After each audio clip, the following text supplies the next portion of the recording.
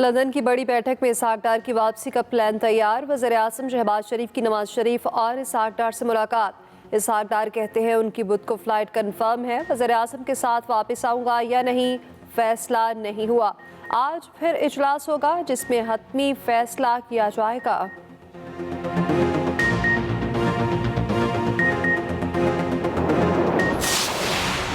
कप्तान ने कौमी असम्बली में वापसी के लिए शर्त रख दी है। असम्बली में वापसी अमरीकी साइफर की तहकीकात से मशरूत कर दी। चेयरमैन PTI इमरान खान कहते हैं पाकिस्तान में इस्टेब्लिशमेंट एक हकीकत है, इनके पास तमाम इख्तियारात हैं। हमारे इस्टेब्लिशमेंट से अच्छे ताल्लुकात थे, पता नहीं कब कैसे ख़राब हुए।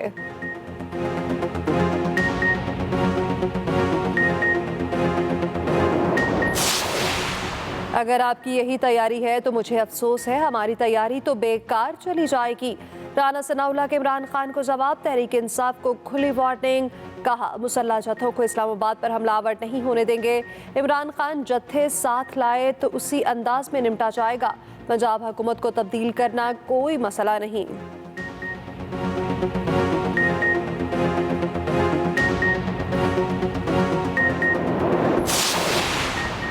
पंजाब हुकूमत गिराने वाले अपनी फिक्र करें, हुकूमत अल्लाह ने दी है, ये हमारा कुछ नहीं बिगाड़ सकते। वज़ीर आला पंजाब परवेज़ इलाही का जवाब। सियालकोट में तकरीब से खिताब में कहा जितना झूठा शरीफ खानदान है शायद ही कोई होगा, ये लोग पंजाब हुकूमत का कुछ नहीं बिगाड़ सकते।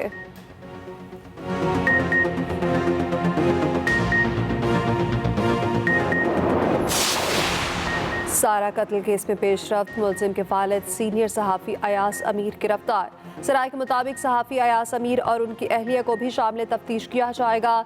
इस्लामाबाद पुलिस ने अयास अमीर को भी मुकदमे में नामजद किया था।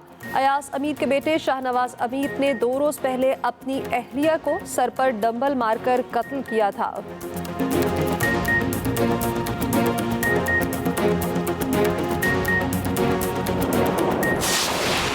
कराची में डेंगू ने मज़ीद 2 अफराद की जान ले ली। महकमा सेहत सिंध के मुताबिक रवां साल डेंगू से जान बहक होने वालों की तादाद 32 हो गई। शहर में डेंगू के मज़ीद 257 केसेस रिपोर्ट। तिबी माहिरीन का कहना है कि पपीते के पत्तों का अर्क इस हाल के खतरात में इजाफा कर सकता है और मुतासरा अफराद पानी और फलों के मशरूबात इस्तेमाल करें।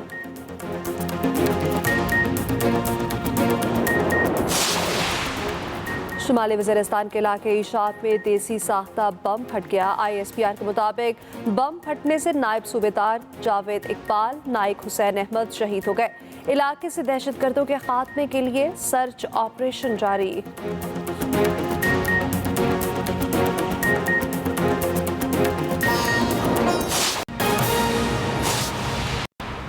हेडलाइंस आप जान चुके हैं। इसके साथ ही न्यूज़ स्टूडियो से फिल वक्त इतना ही। मज़ीद खबरों अपडेट्स के लिए आप विजिट कर सकते हैं express.pk।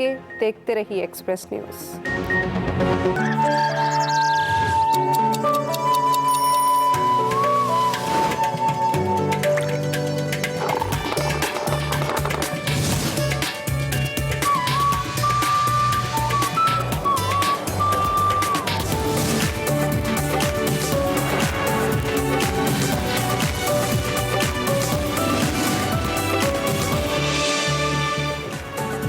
बिस्मिल्लाहिर्रहमानिर्रहीम, अस्सलाम वालेकुम एंड वेलकम बैक। इस उम्मीद और दुआ के साथ कि आप बिल्कुल खैरियत से हैं। वक्त हुआ जाता है सेगमेंट निकले तेरी तलाश में। किताब है चित्राल दास्तान। आज जिक्र है कहाँ का और कैसा, देखते हैं।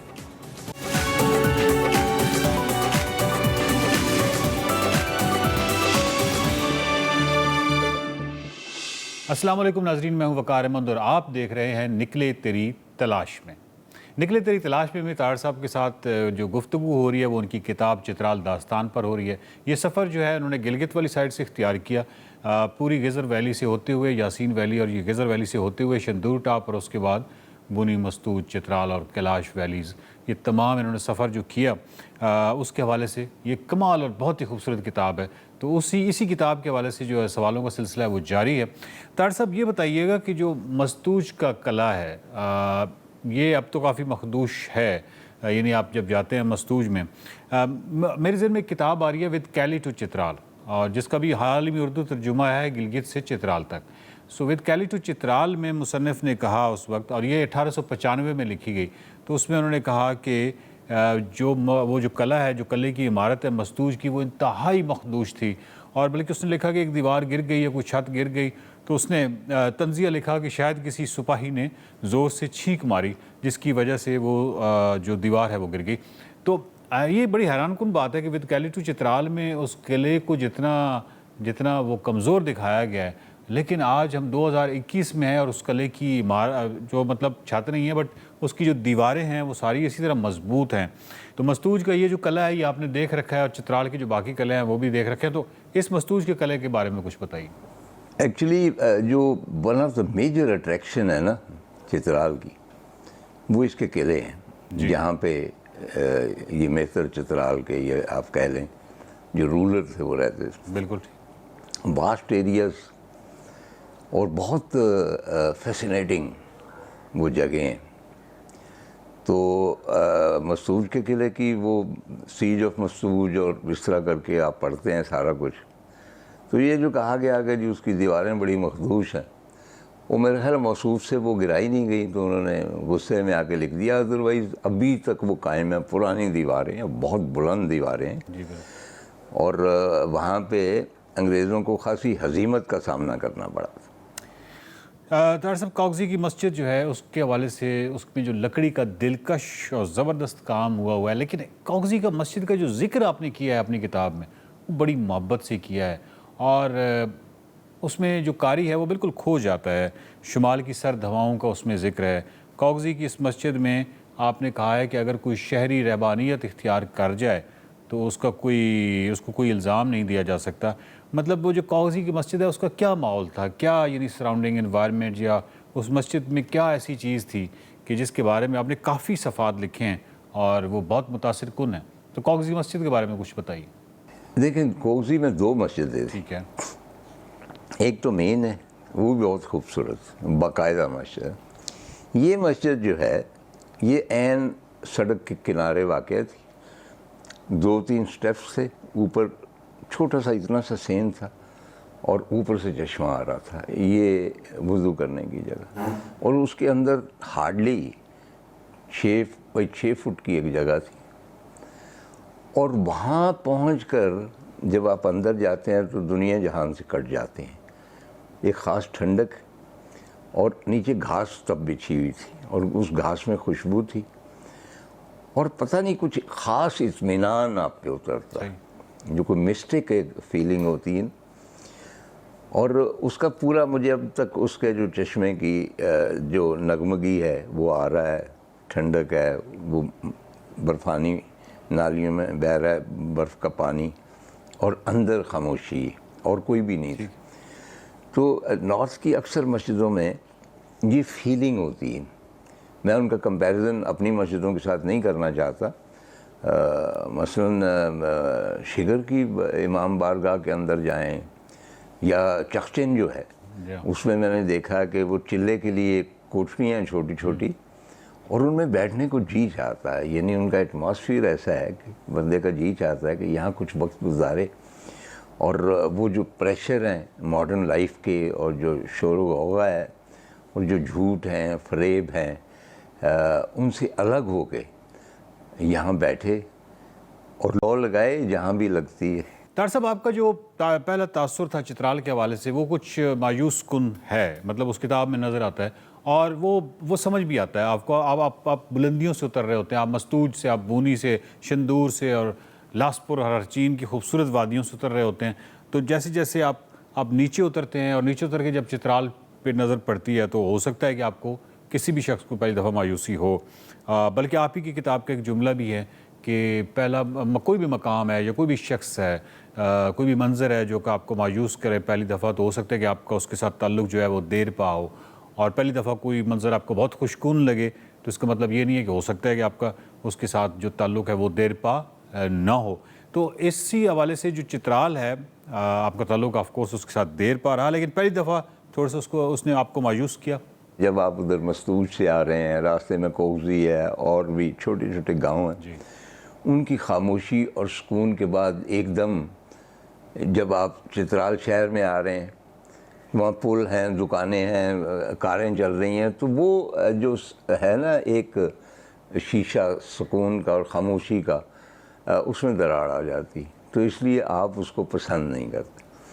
لیکن یہ ہے کہ اچھا اس کے بعد ہم وہاں پہ شاہی قلعے میں بھی ٹھہرے، وہ تو خیر بہت ہی کمال کے جادوئی دن تھے، لگتا تھا کہ ہم شیکسپیئر کے کسی ڈرامے کا جس وہ ہیملیٹ وغیرہ ہے اور وہ کنگ آف ڈینمارک وغیرہ، اور وہ قلعہ جو تھا وہاں پہ اس ہیملیٹ کی روح ہے، وہ تو اتنا مسٹیکل اس کا ماحول تھا، تو اس کی وجہ سے چترال شہر بھی مجھے پسند آیا، لیکن اس کو میرے دل میں جگہ نہیں بنا سکا۔ جس طرح ہوتا ہے نا کہ بھئی میری خواہش ہو کہ دوبارہ چترال کی صرف شہر میں جاؤں، پورا چترال جو ہے وہ مجھے فیسنیٹ کرتا ہے، چترال شہر اس طرح مجھے کبھی بھی فیسنیٹ نہیں کیا۔ طاہر صاحب یہ بھی تو ہو سکتا ہے کہ مستوج اربونی اور ان بلندیوں سے، یعنی شندور والی سائڈ سے ان بلندیوں سے آپ اتر کے چترال نہ آئیں، بلکہ جو سیاح ہے وہ اگر دوسرا راستہ اختیار کرے لواری ٹنل سے اور اس سائڈ سے جائے تو دیر سے ہوتا ہوا، تو پھر امکان ہے کہ چترال جو ہے اس کے پاس بہت سارے سرپرائزز ہوں گے اس کے لیے۔ ہاں نہیں، لیکن اس کے بعد بھی اگر آپ کو راستے میں، اور جب لواری ٹاپ سے آپ اترتے، جس کو لاہوری جو ہیں لواری ٹاپ کہتے ہیں، تو مختلف گاؤں آتے ہیں، وہ جو مطلب لیفٹ ہینڈ پہ جاتا ہے کافرستان کو، کیلاش کو رستہ، اس کا جو مین گاؤں ہے وہ بہت ہی خوبصورت ہے، وہ بھی میرے خیال تب بھی ایز اے سٹی، جس طرح نا کریم آباد میں ایک چام ہے، وہ مجھے چترال شہر میں نظر نہیں آئی۔ شاید اس کی ایک وجہ یہ بھی ہے کہ آپ چترال شہر سے نکلیں تو ادھر کیلاش کی وادیاں جو بہت خوبصورت ہیں، ادھر مستوج جاتے ہیں، اس کے بعد ترچمیر وہاں سے دکھائی دیتی، تو شاید یہ ان کی اٹریکشن اتنی زیادہ ہے، کشش زیادہ ہے کہ آپ کا دل اس شہر میں نہیں لگتا، آپ کہتے ہیں کہ ادھر چلیں۔ طاہر صاحب آپ نے اپنی کتاب میں چترال داستان میں یہ بھی لکھا ہے کہ چترال جو ہے وہ اپنی ثقافت اور زبان کے حوالے سے ہمیشہ اپنے آپ کو برتر سمجھتا تھا، اور بلکہ گلگت جو ہے اس کو غیر تہذیب یافتہ سمجھا جاتا تھا ہسٹوریکلی، تو آپ یہ سمجھتے ہیں کہ چترال جو ہے وہ واقعی اپنی ثقافت اور زبان کے حوالے سے جو اب سمجھتا تھا کہ وہ برتر ہے، وہ برتر تھا ایکچولی؟ میں سمجھتا ہوں وقار کے بھی جتنا بھی ہمارا شمال ہے، اس میں آپ بے شک کاغان وغیرہ کو بھی ڈال لیجیے، اور پورا ناردن ایریا جو ہے، ایون ہنزا یا نگر جو ہے نا، یہ ذرا سی مکس ثقافت ہے، لداخی بھی ہے اس میں، چائنیز بھی ہے، آمیزش ہے، لیکن چترال کیونکہ بالکل کٹا ہوا تھا اور ایک ہی درہ تھا، پرانے زمانے میں وہ بھی عبور نہیں ہوتا تھا، دوسری طرف سے گلگت سے وہ بھی مشکل راستہ، تو زیادہ تر مطلب ہے کہ ان ماڈرن زمانوں میں 3 مہینے ایک زمانہ ہوتا تھا کہ فلائٹ نہیں جاتی تھی یا برف پڑ رہی ہے، وہاں پہ شارٹیج ہو جاتی، شوگر کی ہو جاتی تھی، باقی دوائیوں کی ہو جاتی، تو پہلے زمانے میں کیا حال ہوگا۔ چنانچہ جتنی بھی اس طرح کی مرون بستیاں ہوتی ہیں، تہذیبیں ہوتی ہیں، ان کا ایک فائدہ ان کی تنہائی کا یہ ہوتا ہے کہ ان کی ثقافت محفوظ ہو جاتی ہے۔